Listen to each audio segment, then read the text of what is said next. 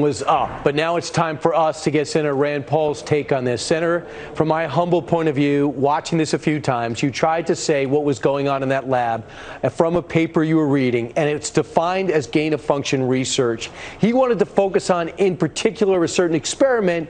You're trying to say that he was not accurate May 11th when he said there was none of that financed by the NIH, correct? Well, gain-of-function research is defined by the NIH. We read the definition to him. It's when you take an animal virus and you make it more transmissible or more dangerous or more likely to cause a disease in humans. So we presented a paper from the Wuhan Institute by a Dr. Shi, where she took viruses, combined two viruses that were not infectious in humans and made them infectious in humans. We quoted a scientist from Rutgers University with 30-year history in cellular biology who said that it was the epitome of gain-of-function research, and all Dr. Fauci could do was sputter, call me a liar, but he never, at any point in time, did he address any of the facts that we laid out, that the money he was giving to Wuhan was indeed for gain-of-function.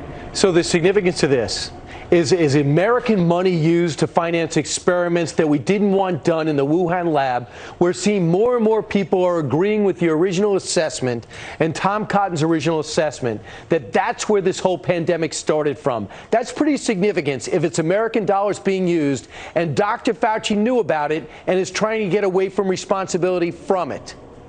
Yeah, he has a significant conflict of interest, since he was indeed at the top of the food chain and that he did approve funding to the NIH to the Wuhan lab. That's not even contested. He knows that he approved the funding. All he's saying is, oh, well, the research now doesn't meet our definition. But when you read the NIH definition of gain of function and you talk to other scientists, they're saying it's the epitome of gain of function. So yes, he is dancing around the truth. Why? Because if this disease came from the lab and they were funding gain of function, guess what? There's at the very least, moral culpability he has for the beginning of the pandemic. But if you go back to Fauci's statements in 2012, he said that the research was worth it even if a pandemic should occur. Even if a leak from a lab should occur, the research was worth it. That, to me, shows incredibly bad judgment. Senator Rand Paul, how was your exchange covered today? You know, when you look at the so-called objective sources of news, they played only one side. They didn't look at all. But this is sort of the problem we have. Fauci controls all the funding, and the media is all on his side. And so nobody questioned what I had said. They just broadcast that Fauci called me a liar. So name-calling became the issue of the day for the left-wing media. So a lot of doctors are frustrated that Dr. Fauci is the face of this. Never turned down an interview, from Steph Curry's podcast to MSNBC's 3 a.m. show. Senator Marty McCarry has been frustrated with the way this whole thing's been categorized and was doing a study right now on Johns Hopkins on how the money's been used at the NIH, $80 billion plus. Listen to what he told me on the radio today. The reality is I'd love to see the data. He should be ashamed of himself, by the way. The NIH last year spent $41 billion on research grants. 0.4% of that went to COVID. If he is so convinced that masks are needed in kids 2.5 years old, why didn't he fund the study? So he's got $80 billion. He gives out 40. He keeps 41 and puts 0.4% into COVID-19 results and studies. How do you get away with that? Well, he's been there for 40 years, probably 39 years too long, but he controls all the funding. So people are deathly afraid of him. Researchers will not speak out. Why have there not been other scientists? I get letters from scientists all the time. You can find them.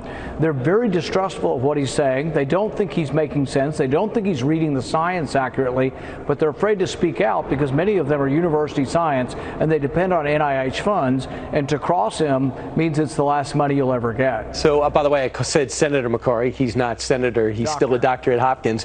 But the thing that the results are, 2-year-olds are wearing masks to school because the Pediatric Society said he'd do it. And he says they seem like clear-thinking people.